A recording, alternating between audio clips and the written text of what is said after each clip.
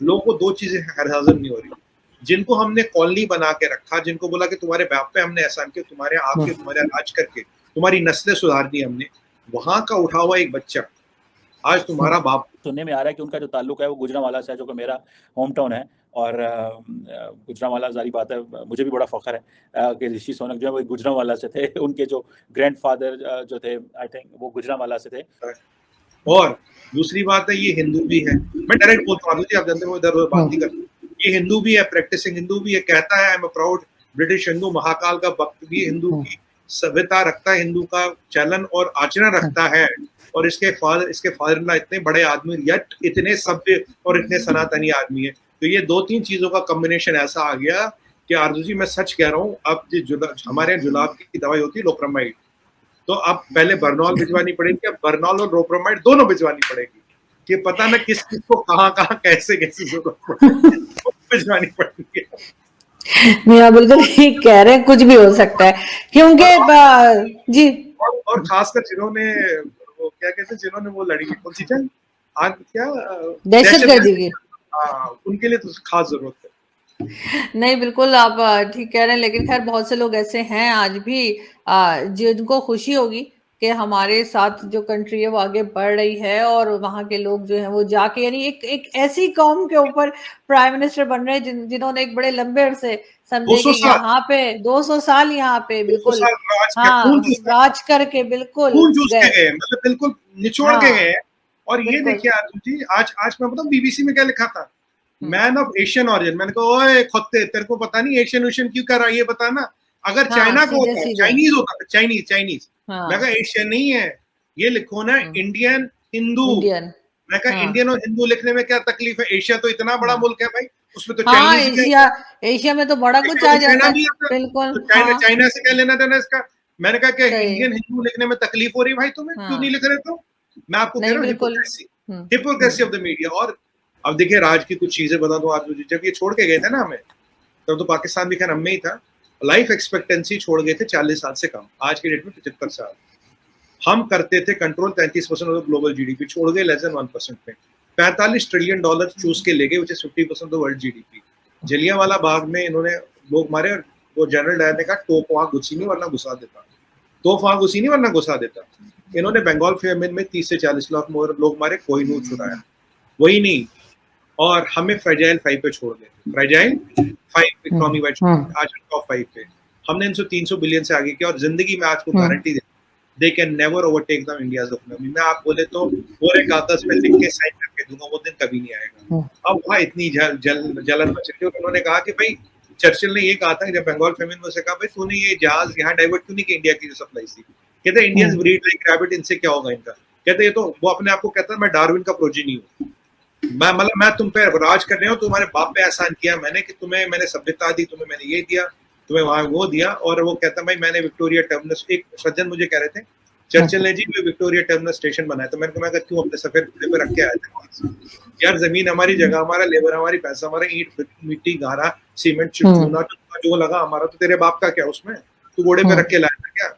ये आपको मैं इकोनॉमिक पैरामीटर्स बता, मैं कह रहे ना रस्सी जल गई बल नहीं गया। जैसे पाकिस्तानी जो बहुत सारे, मैं इस पर क्रिटिसिज्म जरूर करूंगा कि बहुत सारे जो पाकिस्तानी हैं उन्होंने वहाँ लंदन में, यूरोप में, अमेरिका में जो यहाँ की सियासी जमातें उनके चैप्टर बना दिए हैं। Pakistan Tehreek Insaf America, London, Europe, ब्रितानिया। मैं शायद पहले भी एक दफ़ा जिक्र किया होगा, मुझे एक दफ़ा जर्मनी से, I shouldn't have said that Germany, मुझे एक शख्स मिले, उन्होंने कहा कि I spend thousands of euro तो मैंने to be the president of the PTI in Germany. And I was like shocked कि मतलब आप क्यों कर रहे हैं। तो मतलब उसकी भी उन्होंने एक स्टोरी सुनाई। खैर, लेकिन क्वेश्चन ये है कि अगर देखें ऋषि का 10 डाउनिंग स्ट्रीट में पहुंच जाना और वहाँ पे जाके इंग्लैंड को लीड करना, जिसे वो कहते हैं ना, आप देखें ब्रिटानिया के जो न्यूक्लियर बर्डन है उसके ऊपर हाथ तो इनका है, तो एक इंडियन ओरिजिन के बंदे का होना, that is a very big success story. ये बहुत बड़ी सक्सेस स्टोरी है। ये तो आप उन ऋषि सोनक से पूछें, उनकी फैमिली से पूछें, और ये तो आप उनसे पूछें कि ये कितनी बड़ी एक सक्सेस स्टोरी है कि आपको सिस्टम जो है वो आपको एम्ब्रेस करता है, सिस्टम आपको वो जो है बुलाता है, और सिस्टम आपको ये नहीं कहता जनाब के आप जो है कि उसे कह लें कि हमने आपको एम्ब्रेस नहीं किया, सिस्टम आपको एम्ब्रेस करता है। और इस पे अच्छी बात है, वर्ल्ड की फाइनेंशियल कैपिटल है लंदन, लंदन की इकोनॉमी चलते रहे, हमारे लिए दुनिया के लिए अच्छा है, सब डेमोक्रेसीज के लिए अच्छा है। देखिए आजकल डेमोक्रेसीज का दुश्मन है चीन। अगर एक एक डेमोक्रेसी खराब होगी दुनिया के लिए अच्छी बात है। बाय द वे कल परसों एक और चमत्कार हुआ, यूएस के secretary of defence, Russia of secretary of defence, मतलब दोनों डिफेंस मिनिस्टर आपस में बात कर रहे हैं, बड़े दिनों बाद बात हुई, वो ना कुछ गलतफहमियां हो गई थी। यहाँ पोलिट ब्यूरो का जैसे जैसा सेटिंग बैठता रहा, मैं आपके दूसरे चैनल पे इंटरव्यू में था, मैंने कहा जैसे जैसा पोलिट ब्यूरो का रुख देता गया वहां रुख बदल गया हवाओं के। अब ये देखना होगा ज़ेलेंस्की को हथियार मिलता नहीं मिलता। पर्सनली अगर यूके चलता रहे अच्छी बात है, फाइनेंशियल कैपिटल है, इकोनॉमी चलती रही, पर मेरे लिए जो खुशी की बात है कि हमारा एक भाई वर्ल्ड की एक बहुत बड़ी और पुरानी डेमोक्रेसी का वो प्राइम मिनिस्टर बन गया। और बाय द वे यूके अपने आप को क्रिश्चियन कंट्री कहती है बाय कॉन्स्टिट्यूशन, क्रिश्चियन कंट्री का हिंदू प्रधानमंत्री। आरजू जी देखिए, हमें चीजों को तो निकालना पड़ेगा ना, कहीं ना कहीं लोग को समझाना पड़ेगा।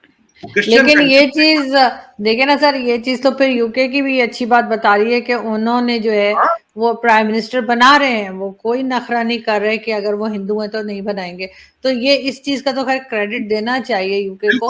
और बिल्कुल ध्यान देना चाहिए, बिल्कुल देना चाहिए, बिल्कुल डेफिनेटली। और इंडिया के लिए भी बहुत अच्छा है कि एक इंडियन जो है वो जाके प्राइम मिनिस्टर बनने जा रहे हैं। और एक और जिसे कहते हैं कि क्रेडिट जो है वो इंडिया की तरफ चला गया है, और बहुत अच्छा लग रहा है। और ऐसी तरीके से होना चाहिए और ऐसा ही आगे बढ़ना चाहिए। और जैसे मैं कह रही हूँ कि पाकिस्तान में जरूरी नहीं कि आपको हर कोई ऐसा लगे कि खुशी नहीं हो रही, बहुत से लोग खुश हैं और हमें अच्छा लगता है भारत की तरक्की देखकर और भारत के लोगों को आगे बढ़ता देख के। और हमेशा मैं कहती हूँ हमें सीखना चाहिए, और बातें लोग नाराज हो जाते हैं, तुम ये क्यों कहती हो? मैंने कहा क्यों, क्या हुआ, सीखना चाहिए बिल्कुल। आपके यहाँ तो सच बोलना मना है ना। देखिए अगर आप आदमी जब मिरर में अपनी शक्ल देख के झूठ बोले तो आपके यहाँ तो वो प्रैक्टिस कराते हैं ना भाई, रियासत मदीना, दहशतगर्दी की जंग, हम तो हमारे आतंकवादी है नहीं, हम मसूद अजहर तो लाइन के पार चला गया, ऐसी चीजें बोलते हैं ना। हम अपने आप को शीशे में रख के देख के बोलते हैं कि हम बड़ी तैयारी करें। मैं आपको बताऊं आरजू जी,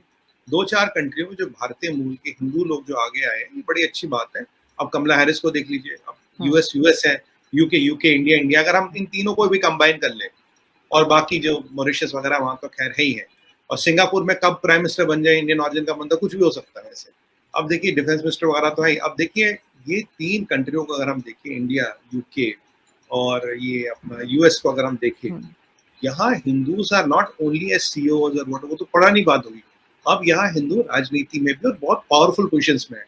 आरजू जी चलिए, किसी ने सोचा होगा 200 साल पहले, 100 साल पहले, यार एक छोटा सा लड़का कहीं से उड़ के आएगा, उसकी माँ, उसकी दादी आएगी, और वो एक दिन यहाँ पैदा होगा और एक दिन हमारे ऊपर बैठेगा, और हमारे पास विडंबना क्या, आज उनके पास ऑप्शन नहीं है। उन्होंने मिस पेनी को खड़ा किया, वो फिसल गई, वो टिक नहीं पाई। बोरिस जॉनसन को लगा यार हवाओं के इतने रुख खराब है, इतनी हालत खराब है, मैं कुछ नहीं कर पाऊंगा, वो पतली गली से कट लिए। जबकि उन्होंने बोला था ऋषि सुनाक के लिए वोट मत करो। मैं ये पॉइंट मैं हर डिबेट में बोलता हूँ। बोरिस जॉनसन ने सिर्फ एक आदमी के लिए बोला वोट मत करो, उस आदमी का नाम है ऋषि सुनाक, और प्रकृति के महादेव की इच्छा देखिए क्या है, वही ऋषि सुनाक 45 दिन के पहले प्राइम मिनिस्टर बन जाता है। और हमारे आरजू जी कहते हैं किसी भी मंत्र को सिद्ध होने में, किसी भी चीज को होने में 45 दिन लगते हैं। आज वो 45 दिन वाला लॉजिक भी समझ आ गया। बिल्कुल आप ठीक कह रहे हैं। और ये और बात है कि इंसान कुछ और सोचता है लेकिन ऊपर वाले ने कुछ और सोचा होता है, और होता वही है फाइनली, और अच्छा ही होता है। लेकिन मैं यहाँ पे जाते थे ये जरूर कहूंगी सर कि हर कोई पाकिस्तान में बुरा नहीं है, हर कोई बुरा नहीं सोचता है। तो इसलिए जब आप बात कर रहे थे दहशतगर्दी की जंग, और वो ठीक है, कुछ लोगों का अपना ओपिनियन हो सकता है, लेकिन बहुत से लोग पाकिस्तान में आज भी ऐसे रहते हैं जो चाहते हैं कि भारत के साथ टर्म्स बेहतर हों, और हमारे यहाँ से जो कुछ भी जो मिस्टेक्स की गई हैं वो दोबारा रिपीट ना की जाए, और पाकिस्तान भी प्रोग्रेस करे और आगे बढ़े और भारत से सीखे। खुशी महसूस करनी चाहिए, ठीक है जी। 1812 के बाद एक youngest prime minister great Britannia को मिले हैं। इज जैसे आप कह लें कि first British Asian prime minister. India के अंदर बहुत बात की जाती है कि जो ग्रेट ब्रिटानिया वो हमारे फलां चीज़ ले गई। आई थिंक वो कोहिनूर की बात करते हैं, उसकी एक वो जो जिसका नाम भूल गया, एक और शख्स है माधव के क्या नाम है, उसको ले गए हैं, वो वापस भेजे हैं। अब लेकिन ये जो ऋषि के सोने का प्राइम मिनिस्टर बनना है at the age of 42, first British Asian Indian prime minister और यंगेस्ट प्राइम मिनिस्टर बना, और वो मैं समझता हूँ कि ये बहुत बड़ी डेवलपमेंट है। इंडिया के अंदर ये समझ रहे हैं कि वो शायद ये हमारी हुकूमत बरतानिया के अंदर है, इसको एंजॉय कर रहे हैं, करना चाहिए एंजॉय, मैं नहीं कहता, लेकिन लार्जली ये मैं समझता हूँ इसमें किसी की कोई कंट्रीब्यूशन नहीं है, इसमें सिर्फ ऋषि की अपनी जो कंट्रीब्यूशन है, ना किसी ने उनकी मदद की होगी, ना उनको किसी को इतना पता होगा, लेकिन उन्होंने जिस तरह वो चले हैं, एक उन्होंने अपनी मेहनत की, अपना बिजनेस बनाया, अपना एक पॉलिटिकल कैरियर जो है वो उसको एस्टैब्लिश किया, बड़ी बात होती है इसमें। और लेकिन ये बड़ा मुश्किल चीज़ भी है।